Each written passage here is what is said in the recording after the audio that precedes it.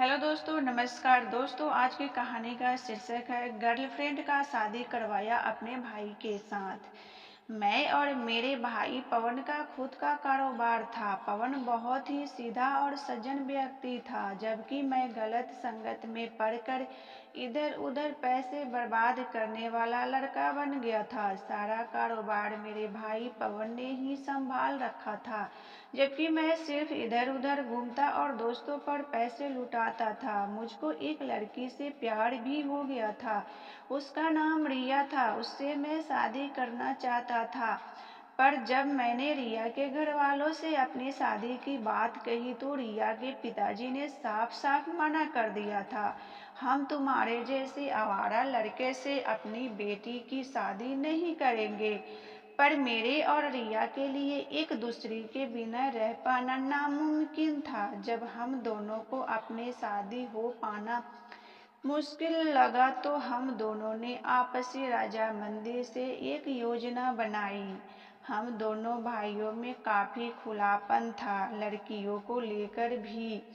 आपस में काफी हंसी मजाक भी चल जाता था। इसी बात का फायदा मैंने उठा लिया और अपने मोबाइल फोन में रिया का फोटो दिखाया। फोटो देखते ही पवन को रिया बहुत पसंद आ गई। और राहुल, यह लड़की तो बहुत खूबसूरत है। पवन ने उतावले होते हुए कहा। हाँ भैया, खूबसूरत तो है। पसंद हो तो बात चलाओ। मैंने पासा फेंका। अरे नहीं नहीं, यह सब अच्छी बातें नहीं है। पवन थोड़ा शर्मा सा गया। अरे भैया, शर्मा क्यों रहे हो? यह इसका फोन नंबर है और चैटिंग शुरू कर दो। मैंने एक और दावा फेंका। पवन सीधा साधा लड़का था। जमाने की हवा उसे लगी नहीं थी, इसलिए उसे मेरी चाल समझ में नहीं आई। उसने धीरे धीरे रिया से फोन पर बात शुरू कर दी। रिया ने भी पवन को अपने प्रेम में गिरफ्तार कर लिया। और जब ऐसा लगने लगा कि वह रिया के बिना नहीं रह पाएगा, तब उसने खुद ही अपनी माँ से अपने मन की बात कह दी। हमारे पिता की मौत 5 साल पहले ही हो चुकी थी। बड़े दिनों के बाद माँ ने पवन की आंखों में कोई चमक देखी थी, इसीलिए वे पवन को माना न कर पाई और शादी के लिए न सिर्फ हाँ कर दी, बल्कि खुद ही रिश्ता लेकर रिया के घर पहुंच गई। रिया के घर वालों को भी कोई दिक्कत नहीं हुई और जब उन्होंने रिया का मन टटोला तो उसकी भी रजामंदी देखकर रिया के घर वाले ने रिया और पवन की शादी करा दी। सुहाग रात के दिन जब पवन अपने कमरे में पहुंचा और रिया का चेहरा देख जब उसने संबंध बनाना चाहा, तो रिया ने मना कर दिया। क्या आपने सिर्फ शरीर के लिए मुझसे शादी की है? रिया ने पवन से धीरे से पूछा।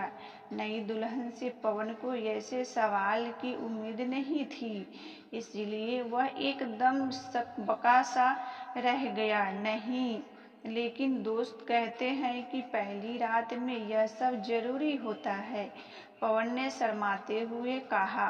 देखिए, मुझे अभी पढ़ाई करनी है, इसीलिए मैं इन सब कामों में नहीं फंसना चाहती हूँ। मैं पढ़ना चाहती हूँ। जब मेरी रिजल्ट आ जाएगा तभी हमारे बीच में कोई संबंध बन सकेगा, रिया ने समझाने वाले अंदाज में कहा।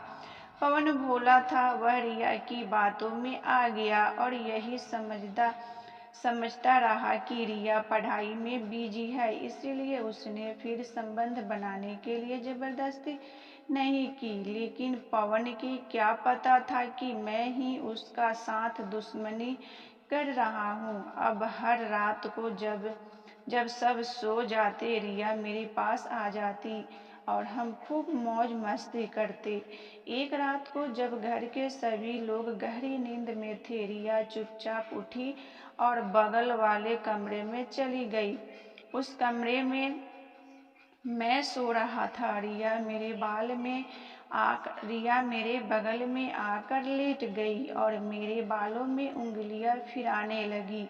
उसने लगातार ऐसा करने से मैं जाग गया और बगल में रिया को लेटा देख धीरे धीरे मुस्कुराने लगा। एक दूसरे को सहला और चूमते रहने के बाद हम दोनों एक दूसरे में खो गए। हम दोनों को एक दूसरे के साथ लेटे हुए सुबह के 5 बज चुके थे। रिया जब अपने कमरे में जाने लगी तो मैंने उसे पकड़ कर फिर से घसीट लिया। जाने दो ना, तुम्हारे भैया जाग गए होंगे, रिया ने डरते हुए कहा। अरे जान, जाग गए होंगे तो जागने दो ना उन्हें। मैंने तुम्हें पाने के लिए कितना कुछ किया है। वैसे भी उनको यह सब हमारा प्लान समझ में नहीं आएगा। इतनी स्मार्ट नहीं है वो, मैंने अंगड़ाई लेते हुए कहा। मेरी इस बात पर हम दोनों की खिलखिलाकर हंसने लगे और रिया अपनी साड़ी और पल्लू सही करके अपने कमरे में चली गई जहां पवन सो रहा था। उसने एक नज़र अपने पति की ओर डाली और उसके माथों को चूम लिया। पवन ने आंखें खोली और कहने लगा, रिया तुम मुझे कितना प्यार करती हो, रोज मेरे माथे पर चूमकर जगाती हो। मुझे यह बात बहुत अच्छा लगता है। मैं कितना खुशनसीब हूँ जो मुझे तुम्हारे जैसी पत्नी मिली। यह कहकर पवन ने रिया को अपनी बाहों में भर लिया। पवन तो अपने काम में बिजी रहता है और मैं और रिया जवानी के मजे लूट रहे थे।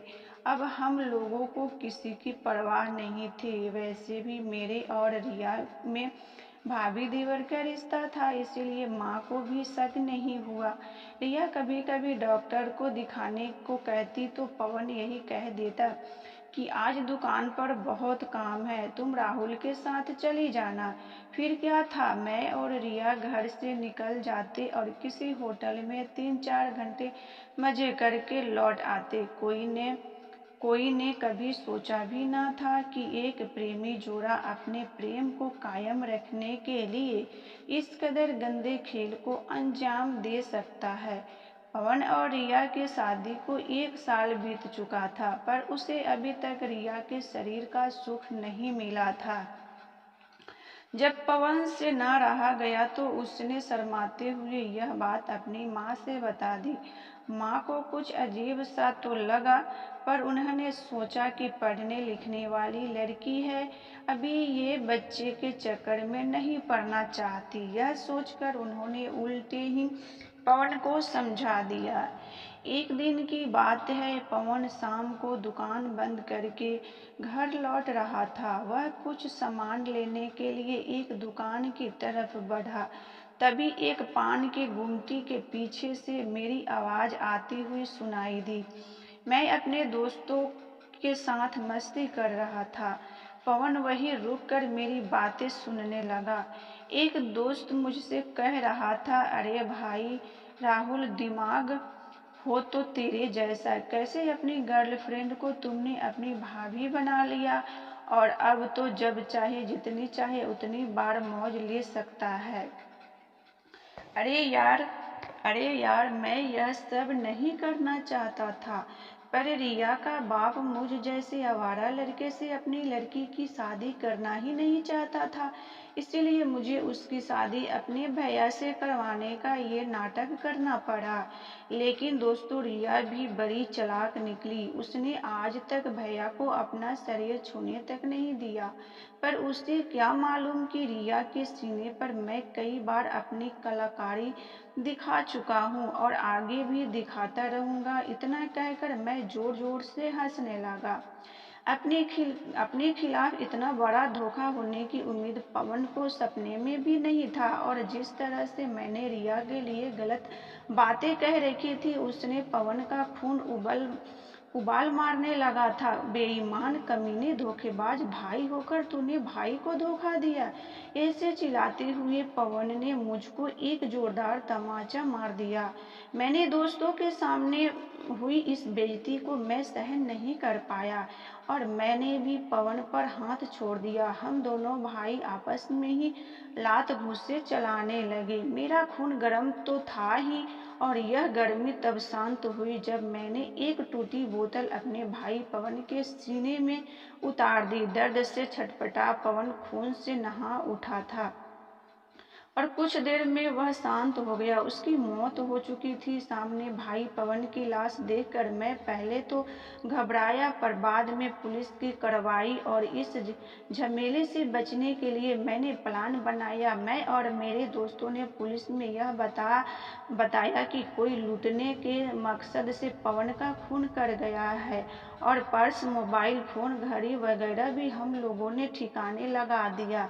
पवन अपने हाथ में एक सोने की अंगूठी पहने रहता था, जिस पर मेरा दिल आ गया, इसलिए वह अंगूठी मैंने पुलिस को ना देकर अपने पास रख ली थी। पुलिस ने भी मेरी बात को सच मान लिया और लूट का केस मानकर केस बंद कर दिया। मेरी माँ ने भी अपनी फूटी किस्मत समझकर आंसू पोंछ लिए।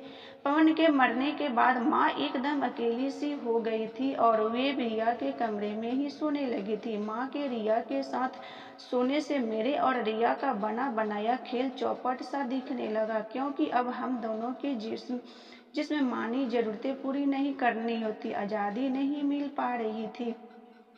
इसलिए मैंने मन ही मन एक दूसरा प्लान बनाया। माँ, पवन भैया के जाने के बाद से आप बड़े शांत रहने लगी हो, आपको शांति मिले, इसलिए चलो मैं आपको और भाभी को कहीं घुमा लाता हूँ। कुछ दिन बाहर घूम आएंगे तो मन भी हल्का हो जाएगा। मैंने मासूमियत भरे लहजे में अपनी माँ से कहा, अरे बेटा, मैं अब बूढ़ी हड्डियाँ लेकर कहाँ जाऊंगी, तुम और रिया ही आओ, मैं यहीं रहकर घर की देखभाल करूंगी। माँ ने कहा, अंधे को क्या चाहिए, दो आंखें।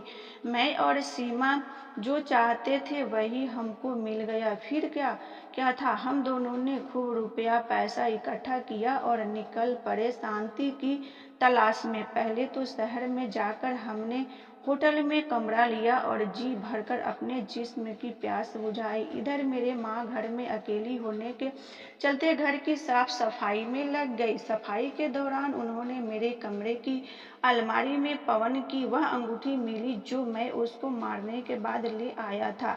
अचानक से माँ को लूट लिया ये जान, जबकि पवन कई सालों से उस रास्ते से आता जाता था, और आज अचानक से पवन की अंगूठी का मेरी अलमारी में मिलना माँ के दिल में शक सा पैदा कर गया।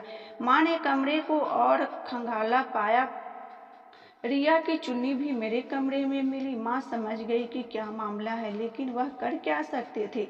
उन्होंने मेरे दोस्त को घर पर बुलाया और बातों बातों में सारा भेद उगलवा लिया। अब उसके पास एक ही उपाय था, हम दोनों की शादी कर देना, ताकि देवर भाभी का खेल किसी को पता नहीं चले।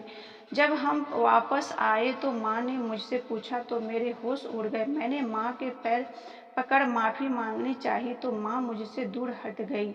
उन्होंने कहा, मैं तुम्हें पुलिस के हवाले तो नहीं करूंगी, लेकिन मैं तुम्हें कभी माफ भी नहीं कर पाऊंगी। माँ इतना कहकर अपने आंसू पोंछते हुए अपने कमरे में चली गई। मैंने और रिया ने शर्म से अपने चेहरे झुका लिए। तो दोस्तों, अगर आपको यह कहानी पसंद आई हो तो प्लीज़ मुझे कमेंट कर ज़रूर बताइए। यहाँ आपको ऐसे ही मज़ेदार कहानियाँ पढ़ने को मिलेगी। हमें हमारे चैनल पर विजिट करने के लिए आपका धन्यवाद। प्लीज़ हमें सपोर्ट